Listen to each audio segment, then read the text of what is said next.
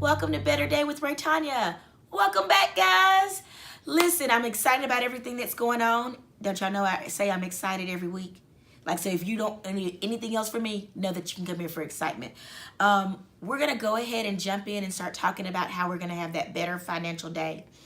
Last week we were talking about how many of us have dreams and things that we want to do, but our finances aren't in order, and so it's preventing us from reaching our full potential. It's become a chokehold, it's become a fence, it's become a boundary for us. And so for over the next few weeks, we're going to talk about what we can do to have a better financial day so that the rest of our days and in every other area of our life can be better.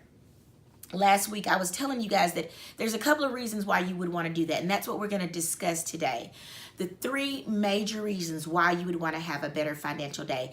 Now, granted, there's an easy, hey, I just want to have a lot of money, and I want to be able to buy what I want, and I want to do whatever I want, and that's all fine and dandy, but I want to talk about some things that I hope will touch your heart, that makes you say, this is real. I want to make this change in my life because I want to be a better person. Because remember, we're not being better just so that we can have superficial things, and we're not being better just so that we can check things off. No, we want to be better, completely whole individuals.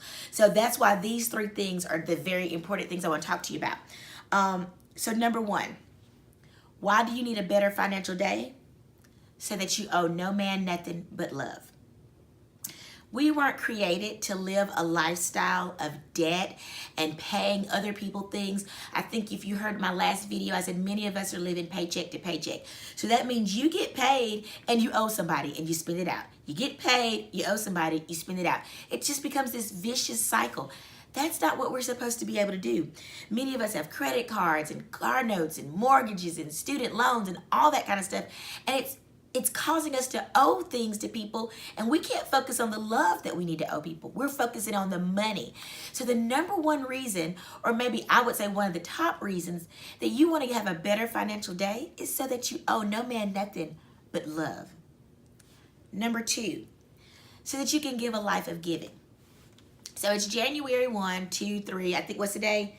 No. By the time you guys see this, it'll be the 12th. Just a month ago, it was Christmas time. We were trying to get Toys for Tots. We were trying to get the angel trees at the mall, if they're still doing that. I hadn't been to the mall in I don't know how long. Our church does something called One Big Christmas. All these different things are going on. Toys for Tots. And how many of you guys said, I want to give, but I can't afford to give? How many of you guys get something in the mail from the children in Africa, the missions here in our country, even things at your child's school or wherever, and you go, I want to give, but I can't give because I'm in debt to everybody else? Well, when you have a better financial day and you get your finances in order and you're beginning to have a surplus, then you will see that you can have a life of giving. And that means giving, yes, your 10%, your tithe, that's a given no matter where you are in your finances. But this means being able to do offerings and alms and blessing someone that you don't know on the street. It means being able to write out a check to your child's school and say, hey, give this to the kids that have an overdue lunch account or overdue books. That's what that looks like. That looks like telling your good friend, hey, let me take you to lunch today. That looks like picking up the tab on medications for your elderly neighbor. That's what living a life of giving. And so when your finances are in order, you can find yourself giving more instead of paying more. And that feels amazing. And number 3, you want to be able to have a better financial day and have your finances in order so that you can leave a legacy. Now, some of you guys may or may not have children, and that's fine if you don't, but there's always somebody that you can give to. I myself have 4 children. And so my husband and I recently sat down and began to think about what kind of life could we offer our children in the future if our finances were in an amazing state of being. I mean, we could do things like, say, instead of giving our children just funds for a wedding or giving them a couple of hundred here, there, and every other place, it could mean giving them the entire 20% towards a down payment on a home so that they don't have PMI, which is private mortgage insurance, and we'll deal with that kind of stuff later. But it would make their house payments so much more accessible. It would allow them to build equity in a home almost instantly. That's what leaving a legacy looks like. It means not waiting until we're dead and gone for our kids to be able to see funds from our life. It means being able to see it at the earlier end of their lives. It means seeing it in college, in high school, in their early adulthood. It means telling my son that, you know what, if you want to start a business, you don't have to look for a startup loan. Mom and dad can do that for you. That's what leaving a legacy looks like. It also means leaving a legacy of saying, you know what, because we've put our finances in order and we've had a better financial day, our children learn those same principles.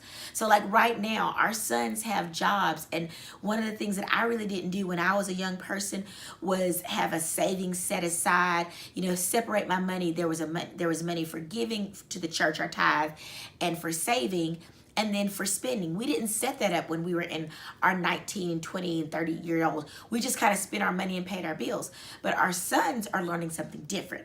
And so we're not just leaving them a legacy of you get some money. No, we're leaving a legacy of financial principles so that they won't be trying to get their lives in order on this end of the spectrum of life. They'll be doing it at the beginning. And so that's the goal. So as you begin to hear me talk about these things, about having a better financial day, I want you to think about something that I said. And maybe your reasonings aren't these three. Maybe it's something else. Your homework from me to you between this week and next week is to begin to think about what financial literacy, what having a better financial day, what having better financial principles would look like and mean to you. I want you to come up with your why you need to have a better financial day. Maybe it's you said, you know what, Raytonya, what you're talking about is basic to me, and I've done all those things. I have a budget. I'm leaving a legacy for my children. I owe no man nothing. I give a life of giving. But maybe you could be the person that says, I'm going to duplicate what I've learned, and I'm going to pass it on to people in my community. That's something that you could do. We all have something that we can take from having a better financial day and doing greater things with it. And I want you to find your better financial day why. That is your goal. Because let me tell you, once you find that why, everything else we talk about in these videos will be driving you. It'll be like, okay, yes, I know why this is important. I'm going to do it. I'm going to get my money stacked up. Some people are like, I'm stacking my money. I'm stacking my money. Okay, that's not really what I say, but some people say that. So I had to say that a little bit for those of you that stack your money. You're like, Raytonya, really? Yeah, really. Because we want to reach everybody. We want everybody having money. I want money. You want money. They want money. And you know what? Money is great. The Bible actually says having money is a good thing. It's the love of money that's a bad thing. So you have to have money in this world system to live. So we're going to leave legacies. We are going to owe no man nothing. We are going to have a better life of giving, and any other why that you can come up with. So between now and next week, think about those things. And when you come back next week, I want you to have your notebook. I want you to have your pencils ready. We're going to take notes. We're going to grow together. And please, don't feel like this is something that I have all together and you can't meet. I'm doing this too. I told you at one of our very first videos, what I'm doing are things that I'm doing myself, or I either have done or I'm willing to do. We're doing this as a team.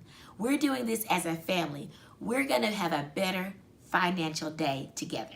So remember to subscribe on YouTube. If you haven't already, go to YouTube, Better Day with Raytonya Hughes. Look me up right now. Like, click off this video after you hit the thumbs up, after you hit the heart. Go to YouTube, subscribe. Secondly, if you haven't liked the Facebook page, Better Day with Raytonya, go to the Better Day with Raytonya Facebook page. Like it, share it. Share, share, share, share, share. We want all of our friends to be just as awesome as we are, right? We're not saving all this good stuff for just me and you. We're doing it for who? You, them, and who else? Mom and them. I love you guys. Have a great day, and I'll see you next week as we prepare to have a better financial day.